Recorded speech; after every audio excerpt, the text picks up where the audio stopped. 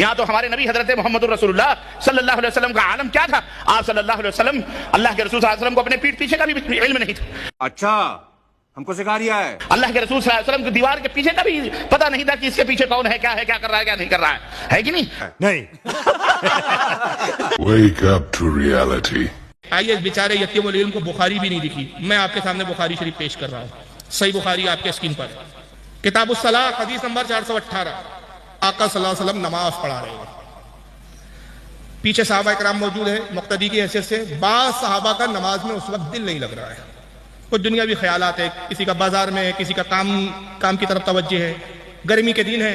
بعض صحابہ نماز کی حالت میں اپنی داڑھیوں کو کھجا رہے ہیں، اور آقا کا رخ کدھر ہے؟ قبلے کی طرف. آپ میری طرف دیکھ رہے ہیں، آپ کے پیٹھ کے پیچھے کیا ہو رہا ہے آپ جانتے ہیں؟ میں آپ کی طرف دیکھ رہا ہوں، میرے پیٹھ پیچھے کون بیٹھا ہے، کیا کر رہا ہے، مجھے اس کی خبر نہیں. لیکن مصطفیٰ صلی اللہ علیہ وسلم کا عالم کیا؟ ہمارے آقا کا. حضرت ابو ہریرہ کہتے ہیں قال هل ترون قبلتی ہا ہنا. آقا نے نماز ختم کیا، فرمایا کیا تم یہ سمجھتے ہو کہ میرا رخ قبلے کی طرف ہے؟